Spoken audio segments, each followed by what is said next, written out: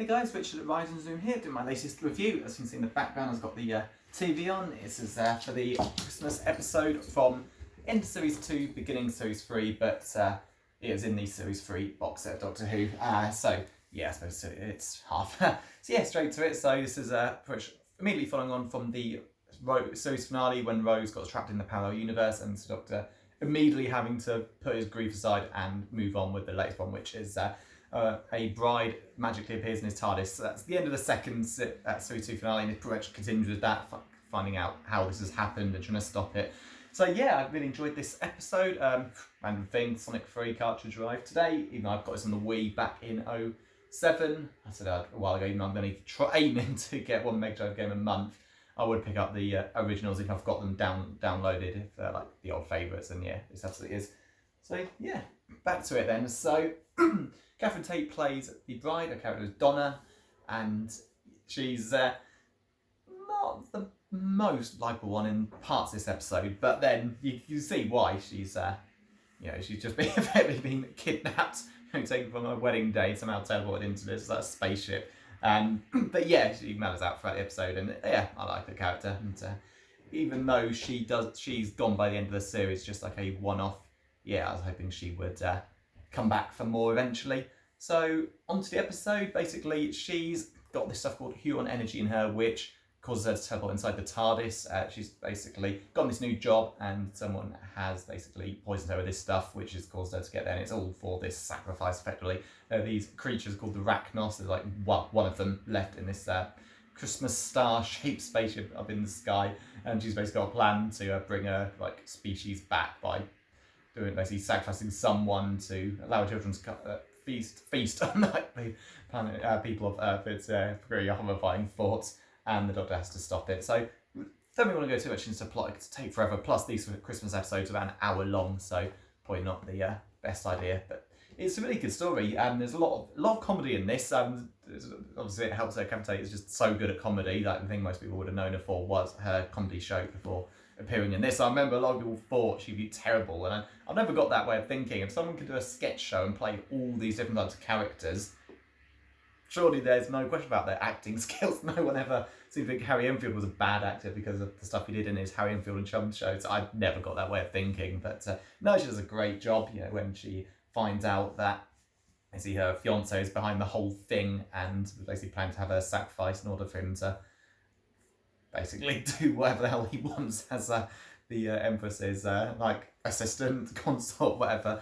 Yeah, you really feel for her. She's absolutely heartbroken, and the actress sells it so well. So yeah, the main parts of this episode really is there's bits where the Doctor's got to still deal with that Rose is gone. It's very restrained, which is a good thing. But yeah, it's there, and it's not surprising. It makes a lot of sense, but yeah, it will be here in full force in Series 3. So I warn you, that's one of the things I dislike how Rose was in Series 2. I really dislike the shadow Rose leaves over Series 3. It's what was Russell T Davies thinking when he wrote this stuff? He's returning to Run Dog 2 next year. Let's hope he's learned from this and won't do this sort of thing again.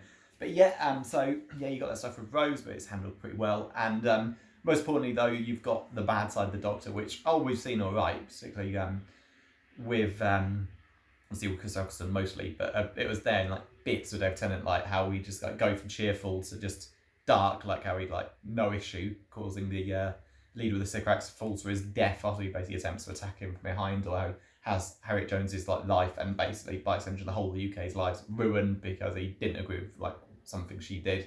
And it's a similar thing here. He gives the Empress a chance to basically leave. He offers to take her and her children somewhere where they can live peacefully, and she refuses, and he just basically gives in to his dark impulses. Yet he gives her the chance to step away from what she's doing, but she doesn't. But the way he goes about it, basically he uses the bombs, because those robot Santas are back.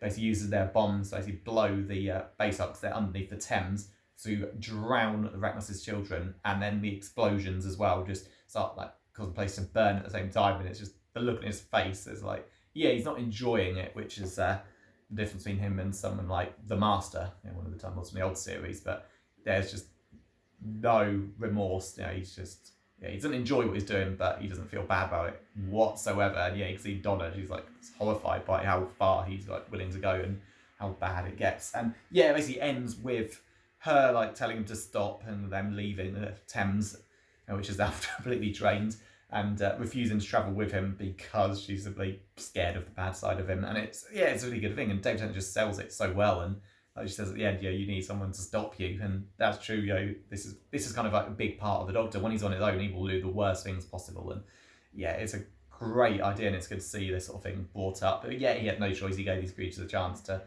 the Empress and her children a chance to leave peacefully, and they refused it. But it's just, you get like how we went about making them all like basically killing the children, and then she escapes, but the army below the her start-up. Oh, and reference to the name of series 3, it was Bad Wolf, then it's Tortured, now it's Howard Saxon. So you get orders from Mr. Saxon, fire, so whoever this Mr. Saxon is, he's clearly got an important position in the military, so that name will start coming up a lot. That's like the main plot thread of series 3. So that's it. So really good episode, great special effects. Absolutely, I do love how the actress who voices plays the Empress hams it up. She's just so over the top, but it works really well compared to say the Paul McGann film with Eric Roberts' Master. He hams it up, and it's just really, really bad. Hey, I cheered in South Park when the people of South Park resort to cannibalism in less than a day and eat Eric Roberts because no one cares for Eric Roberts. And I was watching him as the Master in the episode. It's terrible, but it works well with this Empress. I think it's like the fact that she's been on her own for so long, like she's enjoying what's coming up, and she's just like laughing. She's enjoying every minute. She chooses a scene, and it's absolutely brilliant. It works really well there. So that's it. So on to series 3 tomorrow. Well, my box has been a bit crushed. A little gap there that basically shouldn't be there. Should be a bit flatter. Well, I think this, and after series 4, is probably my most watched ones. It's I absolutely love series 3. But on to that tomorrow. So thanks for watching the video, and I will see you next time for another 2 weeks of series 3 episodes. Thanks.